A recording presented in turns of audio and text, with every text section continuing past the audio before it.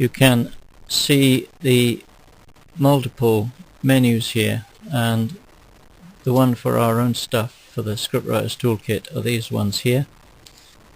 It's possible to turn toolbars on and off by choosing View and Toolbars, and then we can choose the ones that we want down here.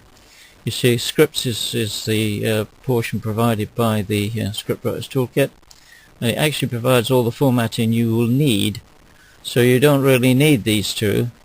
So you can turn these off by going off, and do it again, View, Toolbars, off. Now you see you've got more room with which to type, in which to type your script. There's also a shortcut to do that for you, which is already on the toolbar. So if I just turn those back on for a moment. Now this special icon here on the Scriptwriters Toolkit menu bar is called Set Toolbar, and in fact if you just click that, it does those two operations for you and removes all the toolbars except Script Toolbar. Now these are just the general word ones that you might still want to use, like save and new and cut and paste and so on. So those have been retained in the menu.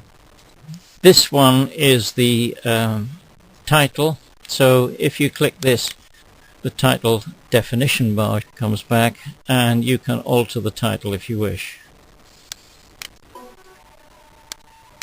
The next one has got smiley faces on, and that actually brings up the people list, which we've seen before when we typed all the characters in.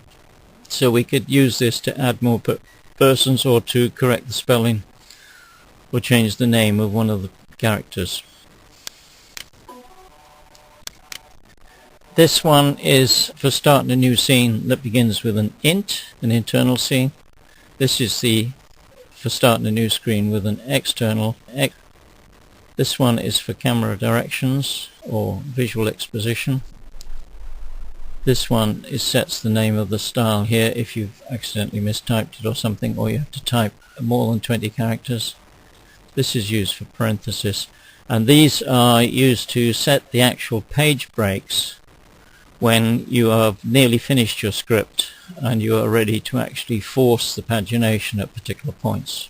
Right, you're going to take a pause here while I laboriously type out another page or so of script till we get to the next point where it changes. The next bit of dialogue has a small part of parenthetical description in it, often called a Riley, because it's most commonly used to say that an actor says something Riley. It's left to the actor to try and figure out what on earth that means. However, this is how you actually do it. In this case, it's normally the first thing after the name, but in this case it follows after the first line of dialogue. And it's done by Xander, so it's Control 3 for Xander, followed by his first line. Right. Now, we hit return, followed by the Riley parenthetical instruction here. And then we can type, then when we carry on, it carries on with Xander's description automatically. And then on, as usual, to the rest of the dialogue. You notice that it will automatically break at a suitable point, but you can clean that up later on if you wish. Well, you're going to take a break now while I type another page or so before the next bit of difference occurs. Right, now after the next speech we have some visual exposition, stage directions. Just going to show you how to do those. It's very easy. When you check your crib sheet, you will see that visual exposition is done by Control-Shift-V, V for visual. Always remember V for visual when you're writing a script. You only write down what the audience can see. You don't put down people's thoughts and things like that they cannot see. So Buffy says Xander as an exclamation, And then we are ready to type the next bit of stage directions or visual exposition. So the first thing you do is you press return on your keyboard, and then you press Ctrl-Shift-V for visual exposition, which prepares it for typing the stage directions. So then we type the stage directions themselves, Okay, now that we've finished the exposition, we just carry on with the script exactly as before. So we identify Willow again, Control 2, and carry on with her dialogue. Now here we have a bit more stage directions, so again, return, Ctrl-Shift-V, and then we type away. And then we carry on with Buffy's dialogue.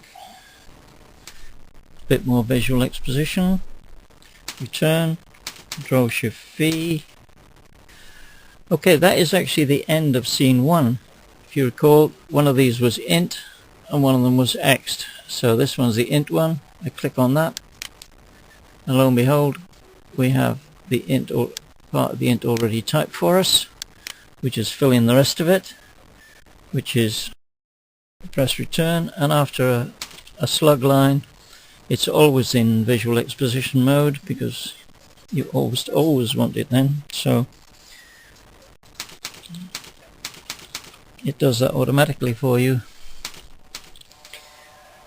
Now in the printed script here, it's actually a shooting script where it's got numbered scenes and everything, and it's got camera angles in it. Now you would not normally put camera angles in a spec submission script, so I'm going to rewrite this a little bit slightly as it might be in a submission script.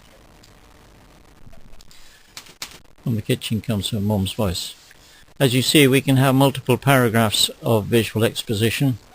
Once you've started typing visual exposition, you can have multiple paragraphs. Okay, we have Buffy's mum as the next speaker, and she is number 7. So Control with 7 gives us Joyce. We get her bit of speech, which is just no. Let's return. Ctrl-Shift-V. Control-7 for Joyce again. And now we're out of the foyer and into the kitchen. So this is a new scene, a new int scene. So again, we go up here to the int marker and click that, and we get a new int scene. I'll just scroll back down a bit. And some dialogue from Buffy, Control-1. We come to some more stage directions. So again, return, Ctrl-Shift-V. We write what we see. Buffy. This is the first mention of Joyce in stage directions, so it's in capitals.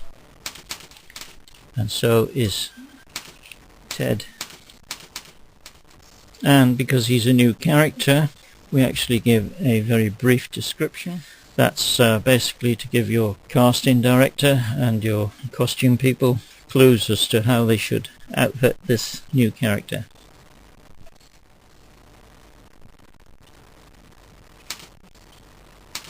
If it should happen to do that, which is caused by Microsoft Word thinking this is a set of insert paragraphs, something which you really don't get in scripts, you just press Ctrl-Z to tell Microsoft Word that it got it wrong. And then that puts it back to normal. Now we're ready to do the Ctrl-Shift-V, and notice on the second and subsequent mentions of their names, Joyce and Ted is not capitalized. And so on, and so on, and so on, and so on. I'm not going to type the rest of the script, it would take too long. Now here would be a good point to take a break, so we first, before doing anything else, is hit the save button here. That would do for today's work, so I'm going to close that now and return to it on a subsequent occasion.